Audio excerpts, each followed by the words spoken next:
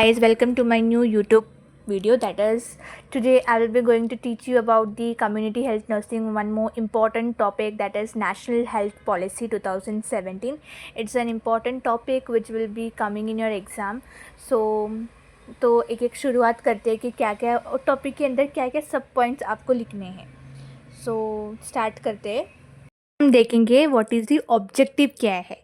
To improve the health status related to concreted policy action in all sectors and expand preventive, promotive, curative, palliative and rehabilitative services provided through public health sector and focus on equity.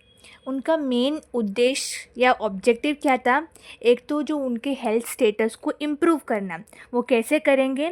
एक तो हर जो sectors में कौन से sectors में वो expand करेंगे, जैसे कि प्रिवेंटिव, जो भी इलनेस को प्रिवेंट कैसे करेंगे, वो प्रमोट कैसे करेंगे, बहुत सारा बैनर्स लगा के उनको एक्स्ट्रा कैसे इम्प्रूवमेंट लेके आने का है. क्यूरेटिव करेंगे, पैलेटिव सर्विसेज देंगे, रिहैबिलिटेटिव सर्विसेज. वो कैसे कौन प्रोवाइड करेगा, पब्लिक हेल्थ सेक्टर्स प्रोवाइड करेंगे. और वो देखेंगे कि मेनली क्या है, सबको मिले, इक्विटी हो, ना कि सब भेदभाव करे कि पुअर या रिच पीपल में. वो सब क्या है, सबको इक्विटी में जो सर्विसेज सब कुछ प्रोवाइड करना चाहिए, सो दैट वो प्रिवेंट करे और सबको जो भी इलनेस है वो क्योर करे. उनका मेन ऑब्जेक्टिव था ये. Next we will be going to see about the goals क्या है उनका नेशनल हेल्थ पॉलिसी का. तो first goal is life expectancy and health life. कितना लाइफ हम लोग इंक्रीज़ कर सकते लोगों का. जैसे कि अभी फर्स्ट उनका पॉइंट है कि increase life expectancy at birth from 67.5 to 70% by 2025 तक. उनका बर्थ रेट बढ़ाने के लिए हम एक उनका मेन गोल था. और दूसरा क्या था कि एस्टैब्लिश करे डेली इंडेक्स, मतलब रोज़ का रोज़ कितना डेथ हो रहा है, कितना बर्थ्स हो रहे हैं, वो सब एक अच्छे से मेंटेन करे, so that we can know कि किस रीज़न से ये डेथ हो रहा है. So mainly important to increase the life expectancy at birth में. नेक्स्ट पॉइंट हम देखेंगे उनका गोल्स में, that is mortality by age और cause. Mortality means death rate, कितना डेथ, एक तो कौन से एज में ज़्यादा डेथ हो रहा है और उसका रीज़न क्या है. सो उसका फर्स्ट सब पॉइंट है कि in decrease under 5 mortality by 2025 and MMR मतलब मैटरनल मोर्टालिटी रेट बाय 2020. एक तो अंडर 5 भी बहुत मोर्टालिटी डेथ हो रहे हैं अंडर 5 एज ग्रुप में भी, वो भी हमें 2025 तक उनका मेन मोटिव था कि वो डिक्रीज़ करे. और मैटरनल मोर्टेलिटी मीन्स मदर का जो डेथ हो रहा है ड्यूरिंग डिलीवरी टाइम और एनी ब्लीडिंग होने की वजह से, वो भी हमें 2020 तक डिक्रीज़ करना है. Second point is to decrease the IMR मतलब infant mortality rate under the age of 1 year. 1 साल के अंदर भी बहुत सारे डेथ होते हैं, प्री मेच्योर डेथ होते हैं, या अगर इंटरनल ब्लीडिंग हुआ, या ऐसे बहुत सारे रीजंस का डेथ हो रहा है. तो वो भी बाई 2020 हमें उनका मेन मोटिव था कि वो भी कम करना है. Third point is reduction of disease prevalence और इंसिडेंट्स. जो डिसीज प्रिवैलेंस मीन्स जो एग्जिस्टिंग डिसीज़ है उसको भी कैसे रिड्यूस करना, और इंसिडेंट्स मीन्स जो होने वाला है, मतलब आगे जाके कोई नया डिजीज़ आएगा उसको भी रिड्यूस, उसको आने नहीं देना. तो उनका मेन थर्ड मोटिव क्या था, रिडक्शन करना है डिसीज़ एग्जिस्टिंग वाला का भी और जो आने वाला डिजीज़ भी है. Next fourth sub topic we will be seeing about the coverage of health services. मतलब सबको इक्वली वो सर्विसेज मिल रहा है क्या देखने का है उनका चौथा मोटिव था वो. दैट इज़ उसका increase the utilisation of public health facilities by 50%. जो पब्लिकली ज़्यादातर सब फैसिलिटीज़ वो यूटिलाइज़ करे, वो उनका दूसरा उद्देश्य था. दूसरा क्या देखेंगे, antenatal care coverage before. Antenatal means before delivery, जो डिलीवरी के पीरियड के फर्स्ट ट्राइमेस्टर जो चल रहा है वो टाइम पे सब केयर अगर वो मम्मी को मिल रहा है क्या वो देखेंगे. Then more than 90% of newborn are fully immunised. Mean vaccination हुआ है क्या, उनका मेन मोटिव होना चाहिए. अगर इम्यूनाइजेशन का वैक्सीनेशन मिलेगा तो डिसीज़ का होना चांसेस कम हो सकता है. Then is family planning, proper family planning होना चाहिए, अ स्मॉल फैमिली नॉर्म होना चाहिए. तो वो उनका मेन मोटिव था.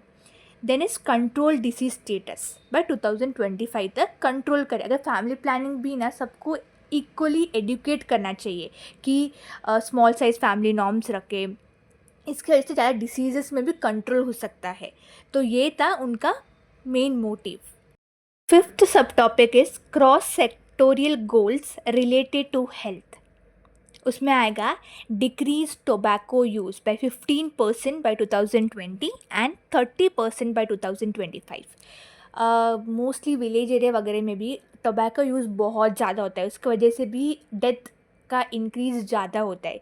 टोबैको वगैरह हुआ तो ओरल कैंसर, अपना लंग कैंसर का चांसेस बहुत ज़्यादा है। So that is the main motive to decrease करना tobacco use 15% by 2020 and 30% by 2025 तक। नेक्स्ट वॉज दी स्वच्छ भारत अभियान, जो अपने नरेंद्र मोदी ने स्टार्ट किया था। जो स्वच्छ भारत अभियान वो पहले से ही, ऐसा नहीं कि अभी चालू हुआ है, पहले से ही अपना भारत स्वच्छ रहना चाहिए। उसका जैसे क्या है, बहुत सारे डिसीजेस कंट्रोल, जैसे डेंगू हुआ, मलेरिया हुआ, जो गंदगी है उसका जैसे भी अपना भारत स्वच्छ रहेगा तो diseases we can control it. That is the next point is decrease occupational injuries. बहुत सारे इंडस्ट्रीज़ में वगैरह इन ऑक्यूपेशनल इंजरी हज़ार होने का चांसेस है केमिकल से, बहुत सारे एलिमेंट्स से, तो वो भी रिड्यूस करे उस उनका दूसरा। और फिफ्थ इसमें सब टॉपिक्स में भी उनका मोटिव था। Next one is our health finance. पैसा, money. If money is there, then we can easily provide many services, many appliances for that, so that we can reduce the we can improve the health services and reduce the mortality rate of the population.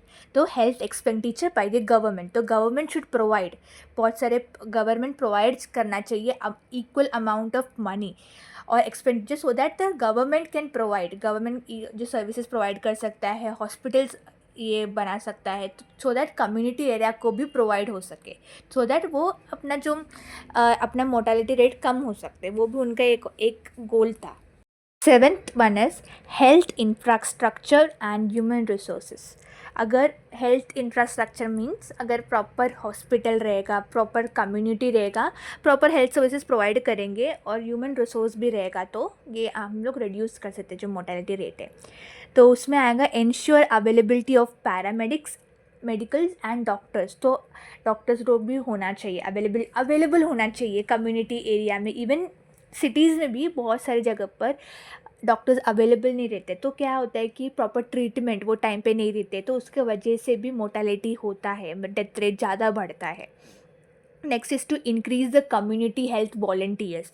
जो community में भी बहुत सारे आशा workers रहते हैं, तो उनका बदले आशा वर्कर्स भी होना बहुत ज़रूरी है, और इवन द कम्युनिटी वॉलंटियर्स, ताकि अगर कोई सिचुएशन हो गया तो उन्हें मतलब उनको भी एक्सपीरियंस देना चाहिए, उनको भी ट्रेनिंग देना चाहिए, ताकि जाके वो लोग भी प्रॉपर हेल्थ प्रोवाइड कर सके, फैसिलिटी सर्विसेज दे सके। अगर कोई एक्सीडेंट हो गया तो इवन और थोड़ा सा प्रॉपर ट्रीटमेंट दे सके, तो वो सब इंक्रीज़ करना चाहिए। And to establish primary and secondary care facilities भी होना चाहिए उधर, कम्युनिटी इवन सिटीज़ में भी होना चाहिए और कम्युनिटी एरियाज़ में भी होना चाहिए।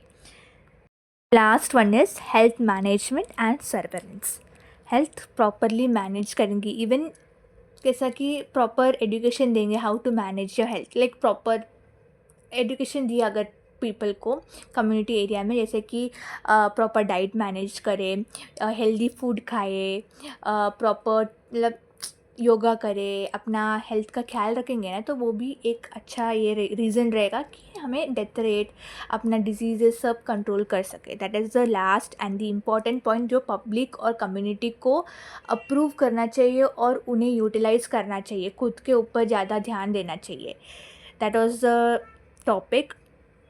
और अभी कवर करते हैं पूरा, mostly in short I will just let you know about that everything. That national health policy क्या करना चाहता था, कि उनका मेन ऑब्जेक्टिव क्या था, कि एक तो सबसे इम्पॉर्टेंट क्या है ऑब्जेक्टिव, टू इम्प्रूव करे health sectors through providing services, hospitals, like क्या बहुत सारे क्या कर सकते हैं सेक्टर्स बढ़ा के, हम लोग preventive, promotive, curative, palliative and rehabilitative services provide करेंगे, तो हमारा जो भी मोर्टेलिटी रेट है, इवन इन्फेंट हो, मैटरनल हो या अंडर 5 मोर्टेलिटी रेट, वो सब रिड्यूस होने का उनका मेन ऑब्जेक्टिव यही था, कि जो मोर्टेलिटी रेट है वो रिड्यूस करे और एक्सपांड करे सर्विसेज को।